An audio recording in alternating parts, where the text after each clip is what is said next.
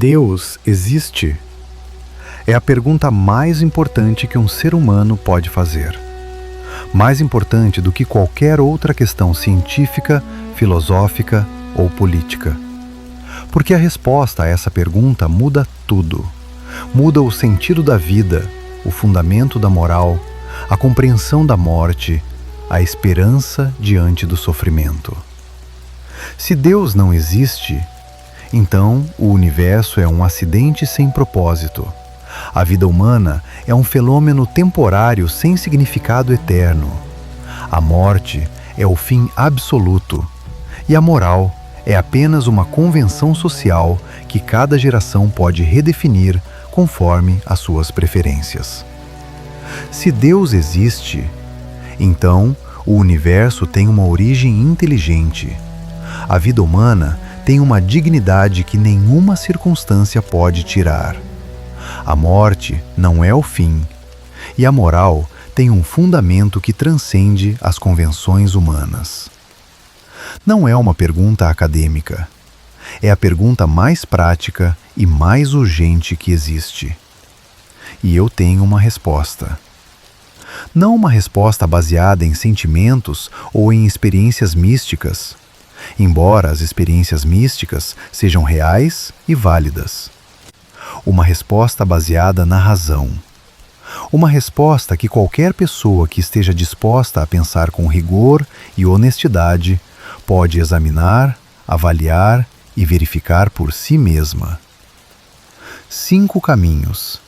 5 vias que partem da realidade que todos observamos: o movimento, a causalidade, a contingência, a gradação, a ordem, e chegam necessariamente à conclusão de que existe um ser que é a fonte e o fundamento de tudo isso.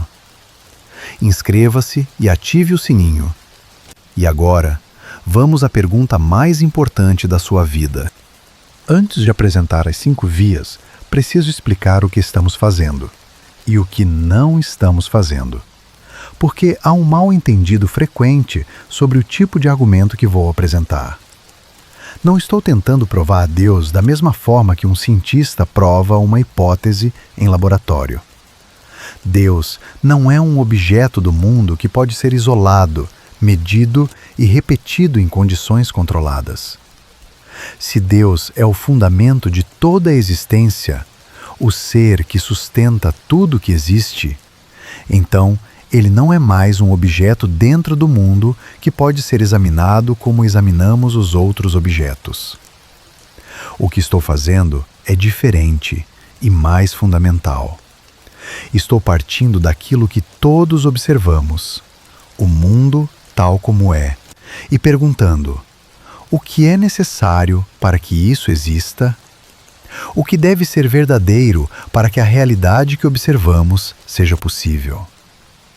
Esse tipo de raciocínio, partir dos efeitos para chegar às causas, partir do que observamos para chegar ao que deve existir para explicá-lo, é rigorosamente racional. É o mesmo tipo de raciocínio que usamos quando, ao ver pegadas na neve, concluímos que alguém passou por ali. Não vimos a pessoa, mas as pegadas exigem uma explicação, e a explicação mais racional é que alguém as fez. O universo é cheio de pegadas. E as 5 vias são 5 formas diferentes de examinar essas pegadas e chegar à conclusão de que há um fazedor. Olhe ao redor. Tudo se move. Tudo muda. A água que ferve, o vento que sopra, as células do seu corpo que se renovam, os planetas que orbitam, as galáxias que se afastam umas das outras. O movimento, entendido no sentido amplo de qualquer mudança, qualquer passagem de um estado para outro, é uma das características mais universais da realidade que observamos. Mas aqui está a questão filosófica fundamental. Nada se move a si mesmo. Nada passa do repouso ao movimento por si próprio. Tudo que se move é movido por outra coisa. A pedra que rola foi empurrada. O rio que corre é movido pela gravidade e pela chuva. A criança que cresce é movida pelos nutrientes e pela genética. Isso cria uma cadeia. Cada coisa que se move foi movida por outra coisa, que foi movida por outra, que foi movida por outra. Mas essa cadeia não pode ser infinita. E vou te explicar por quê. Uma cadeia infinita de movimentos sem um primeiro motor é como uma corrente sem o primeiro elo. Não existe. Imagine uma série infinita de vagões de trem. Cada vagão é puxado pelo vagão anterior. Mas se não há uma locomotiva no início, se a cadeia é infinita para trás sem um primeiro motor, então nenhum vagão se move. Porque o movimento de cada um depende do movimento do anterior, que depende do anterior, e assim por diante, sem nunca chegar a uma fonte original de movimento. Para que haja movimento, para que haja mudança em qualquer coisa, deve existir algo que move sem ser movido por outra coisa. Um primeiro motor imóvel. Algo que é a fonte de todo movimento sem depender de nada exterior para ser o que é. Esse primeiro motor imóvel, esse que move tudo sem ser movido, é o que todos chamam de Deus. A segunda via parte de algo que observamos com igual universalidade: a causalidade. Tudo que existe foi causado por alguma outra coisa. Nada produz a si mesmo, porque para produzir algo seria preciso existir antes de si mesmo, o que é uma contradição. Você existe porque os seus pais existiram. Os seus pais existiram porque os pais deles existiram. Cada ser que existe recebeu a existência de outro ser. E esse outro ser recebeu a existência de outro ainda. Uma cadeia de causas que remonta ao passado. Mas, novamente, essa cadeia não pode ser infinita. E o argumento é o mesmo. Uma série infinita de causas sem uma primeira causa é como uma série infinita de elos sem o primeiro. Não pode sustentar nada. Para que haja efeitos, deve haver causas. Para que haja causas, deve haver uma primeira causa, que não foi causada por nada anterior a ela. Alguém pode objetar: e por que Deus não precisa de uma causa? Por que a série para em Deus e não continua? A resposta está na natureza da primeira causa. Tudo o que existe no mundo é contingente. Poderia não existir. Depende de condições externas para existir. Recebeu a existência de algo além de si mesmo. Mas deve existir algo que não é contingente. Algo que existe por si mesmo, cuja natureza é existir. Que não recebeu a existência de nada, porque a existência é o que ele é. Deus não é mais um ser dentro do universo que precisaria de uma causa. É o ser necessário, aquele cuja essência é existir, e que é precisamente por isso a primeira causa de tudo o mais. A terceira via aprofunda o argumento anterior e parte de uma observação que qualquer pessoa pode fazer. As coisas que existem no mundo poderiam não existir. Elas são contingentes. Existem, mas não precisariam existir. Cada coisa que existe neste universo começou a existir em algum momento e deixará de existir em algum momento. Se tudo que existe é contingente, se tudo poderia não existir, então houve um momento em que nada existia. E se houve um momento em que nada existia, nada poderia ter começado a existir, porque do nada, nada surge. Para que algo comece a existir, precisa de algo que já existe para causá-lo. Portanto, se tudo fosse contingente, nada existiria agora. Mas algo existe agora. Logo, deve existir algo que não é contingente. algo que existe necessariamente, que não pode não existir, que não depende de condições externas para existir, que é a razão de existir de tudo o mais. Esse ser necessário, aquele que existe por si mesmo e que é a razão de existir de tudo que é contingente, é o que chamamos de Deus. Perceba a força desse argumento.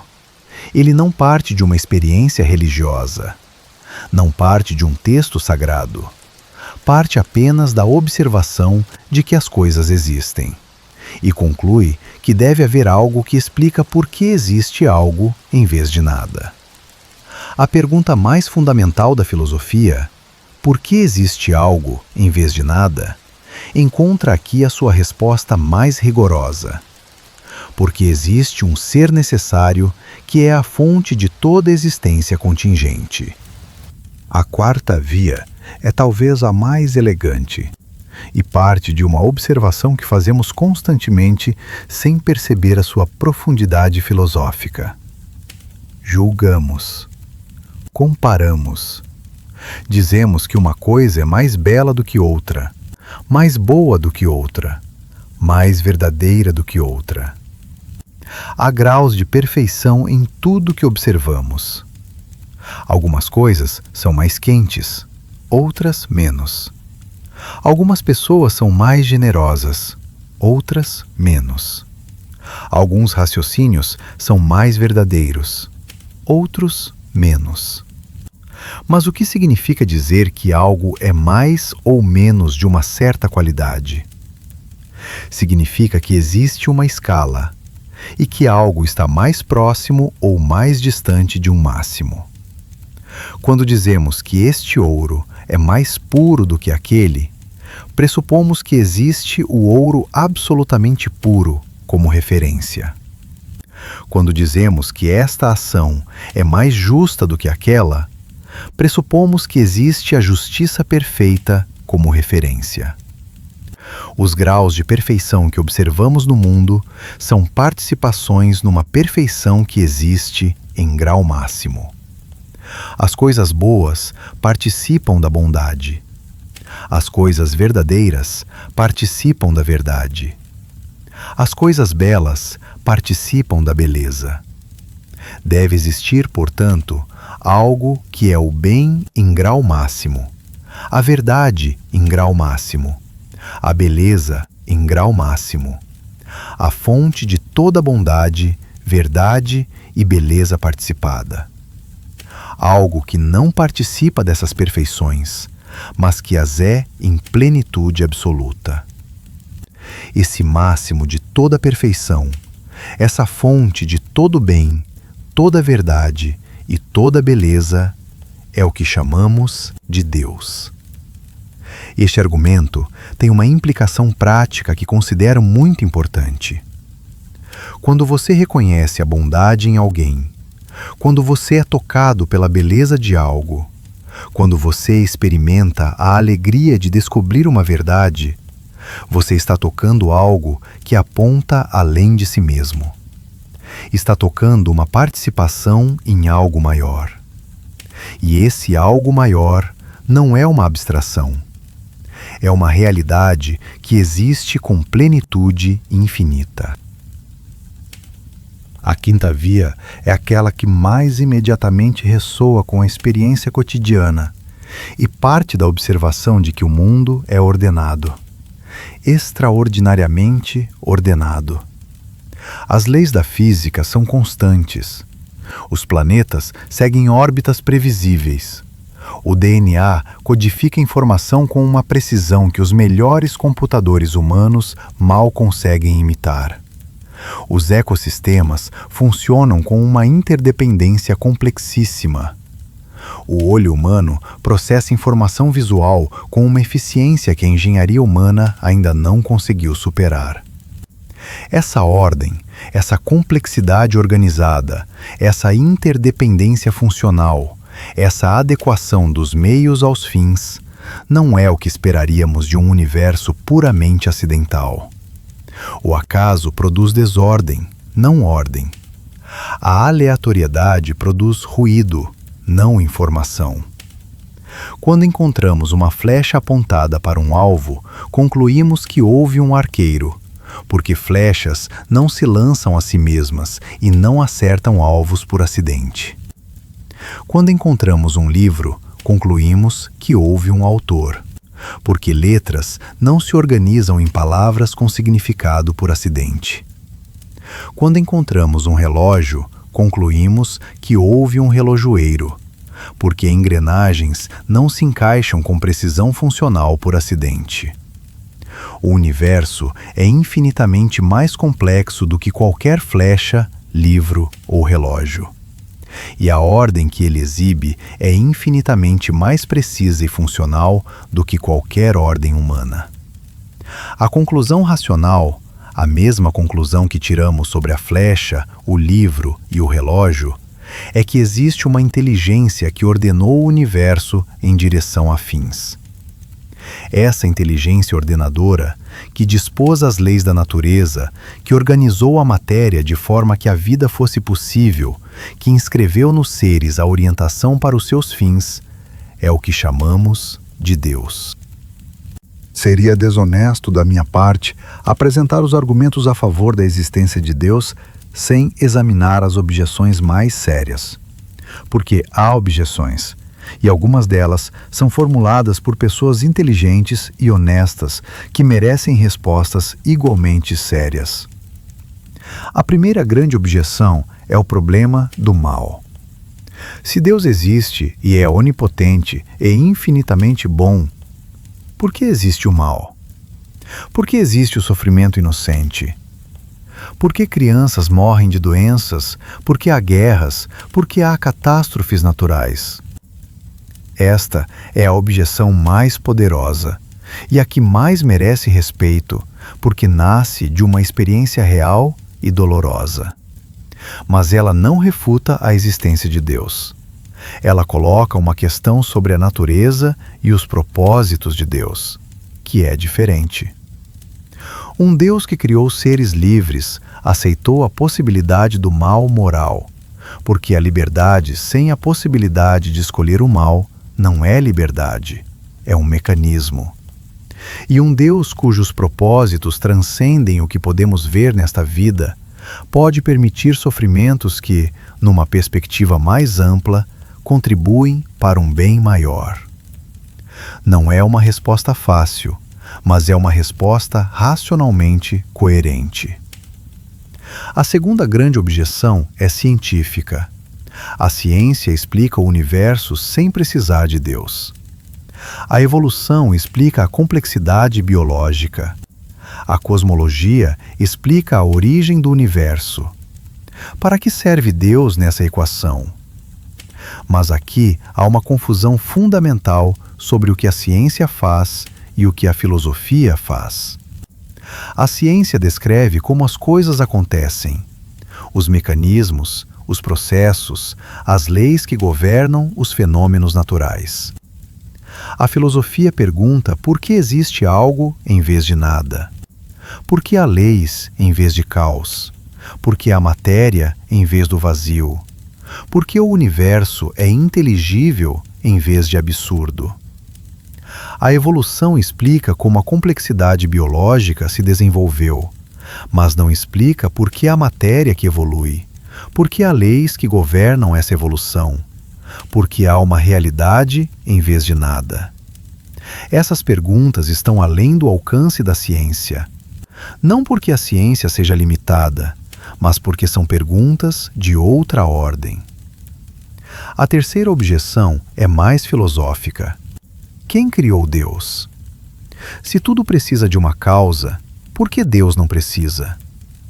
A resposta está na natureza do argumento. Não digo que tudo precisa de uma causa. Digo que tudo que é contingente, tudo que poderia não existir, precisa de uma causa. Deus, por definição, não é contingente. É o ser necessário, aquele cuja essência é existir, que não recebeu a existência de nada porque a existência é o que ele é. Perguntar quem criou Deus É como perguntar qual é o número anterior ao primeiro. A pergunta pressupõe algo que a resposta nega. 5 vias. 5 caminhos que partem da realidade observável e chegam à conclusão de que existe um ser necessário, imóvel, incausado, perfeitamente bom e inteligente, que é a fonte e o fundamento de tudo que existe. Não estou pedindo que você acredite cegamente. Estou pedindo que você pense. Que examine os argumentos com honestidade e com rigor. Que pergunte a si mesmo, não o que é conveniente acreditar, não o que é culturalmente aceitável, não o que os seus pares esperam, mas o que a razão, examinando honestamente a realidade, conclui.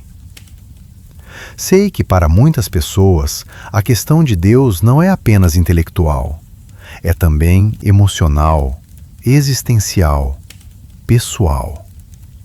Há pessoas que não querem que Deus exista, porque a existência de Deus implicaria responsabilidade, implicaria um julgamento, implicaria que as escolhas têm consequências eternas.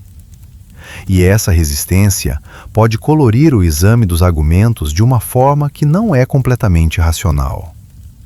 E há pessoas que querem que Deus exista com tanta intensidade que aceitam qualquer argumento sem examinar criticamente. Essa credulidade também não é o que estou pedindo.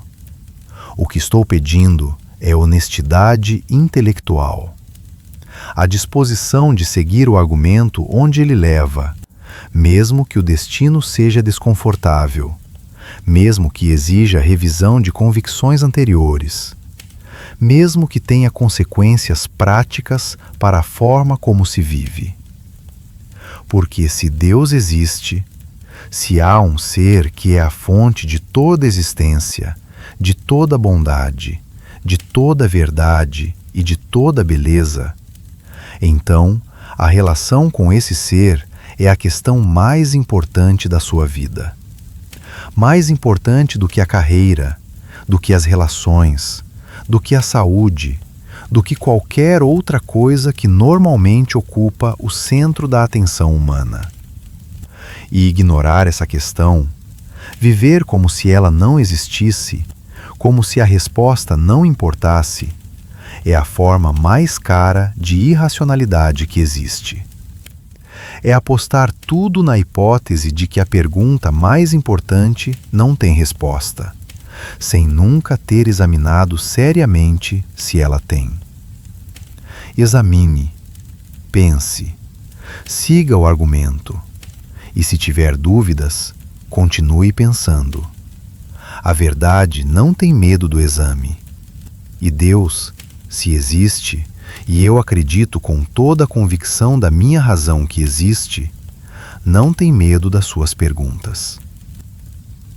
Se este vídeo fez você pensar, se ele tocou uma dúvida que você carregava, mas não sabia como formular, ou uma convicção que você tinha, mas não sabia como articular, deixe um like e compartilhe com alguém que está fazendo essa pergunta. É a pergunta mais importante que existe e merece ser feita com seriedade. Inscreva-se e ative o sininho. Até mais.